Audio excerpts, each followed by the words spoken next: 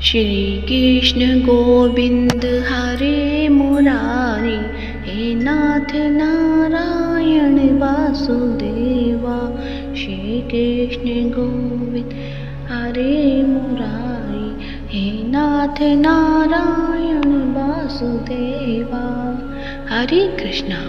प्रिय भक्तजनों, आप सभी का मायरा बॉयज़ चैनल में हार्दिक स्वागत है। मायरा बॉयज़ चैनल की तरफ से आप सभी को श्री कृष्ण जन्माष्टमी व्रत की हार्दिक शुभकामनाएं। आप सभी का व्रत सफल हो और आप सबकी संतानों को दीर्घ आयु का आशीर्वाद प्राप्त हो, इसी कामना के साथ ही आज के इस वीडियो में आप सुनेंगे श्री कृष्ण जन्माष्टमी व्रत कथा। तो व्रत कथा को पूरा अवश्य सुने और श्रद्धा भाव भक्ति भाव के साथ पूरा अवश्य सुने और कमेंट बॉक्स में जय श्री कृष्ण या हरे कृष्णा अवश्य लिखें। द्वापर युग में कंस नाम का एक राजा हुआ जो अत्यंत क्रूर और अत्याचारी था। कंस के पिता उग्रसेन अपने पुत्र की रीति नीतियों से बेहद दुखी थे। जब उन्होंने कंस को सबक सिखाने की कोशिश की तो कंस ने पिता को गद्दी से हटाकर खुद को ही राजा घोषित कर दिया। गद्दी पर बैठने के बाद मथुरा के लोगों पर कंस ने और अधिक अत्याचार करना शुरू कर दिया। कंस भले ही बेहद अत्याचारी राजा था, लेकिन अपनी बहन देवकी से वो अत्यंत प्रेम करता था। उसी ने वासुदेव से देवकी का विवाह भी तय किया और विवाह के बाद रथ पर बैठाकर देवकी को वासुदेव के घर ले जाने लगा। हालांकि रास्ते में हुई एक भविष्यवाणी ने देवकी और वासुदेव के जीवन की काया पलट कर दी।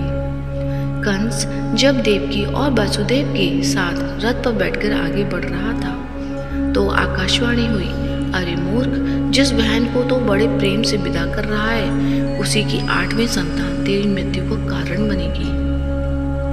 इसके बाद कंस क्रोध में आ गया और उसने वासुदेव को मारने का प्रयास किया। हालांकि देवकी ने यह कहकर वासुदेव को बचा लिया कि वो अपनी हर संतान को पैदा होते ही कंस के हवाले कर देगी। इसके बाद कंस ने देवकी और वासुदेव को कारागार में डाल दिया। कंस से किए गए वादे के चलते एक के बाद एक 7 संतानों को देवकी ने कंस को सौंप दिया और कंस ने निर्ममता से उनकी हत्या कर दी। जब देवकी की 8वीं संतान के पैदा होने का समय आया तो कंस ने कारागार के आसपास कड़ा पहरा कर दिया।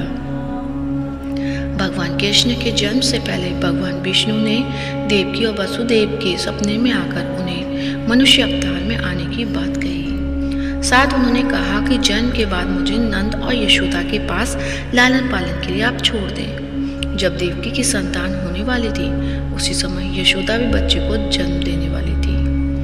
भाद्रपद मास की कृष्ण पक्ष की रात्रि में देवकी ने कृष्ण को जन्म दिया। भगवान की कृष्ण से उस कृपा से उस दौरान कारागार के सभी पहरेदार मूर्छित हो गए, जिसके चलते वासुदेव भगवान कृष्ण को सूप में लिटाकर उन्हें नंद के घर ले जाने लगे। रास्ते में यमुना को उन्होंने पार किया, जिसमें शेषनाग ने भी उनकी मदद की।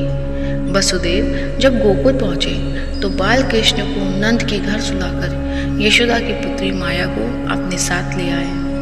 कंस ने यशोदा की पुत्री को देवकी की संतान समझकर उसे मारने का प्रयास किया, लेकिन वह शिशु कंस के हाथ से छूटकर दिव्य प्रकाश बन गया। इसी प्रकाश से फिर आकाशवाणी हुई कि तू मुझे जो समझकर मारना चाहता है वो तो सुरक्षित गोकुल पहुंच गया है और वही तेरा नाश करेगा।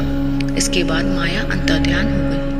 भगवान कृष्ण ने युवा अवस्था में कंस का वध किया और मथुरा के लोगों को उसके अत्याचार से छुटकारा दिलाया। अपने संपूर्ण जीवन काल में भगवान कृष्ण ने कई लीलाएं रची और गीता के उपदेश से दुनिया को नया ज्ञान प्राप्त किया। तो प्रेम से बोलिए हरे कृष्णा। तो ये थी श्री कृष्ण जन्माष्टमी की छोटी सी बड़ी दुर्लभ कथा। उम्मीद करती हूँ कथा अच्छी लगी होगी। कथा अच्छी लगी है तो वीडियो को लाइक करें, शेयर करें और चैनल को सब्सक्राइब करें। धन्यवाद।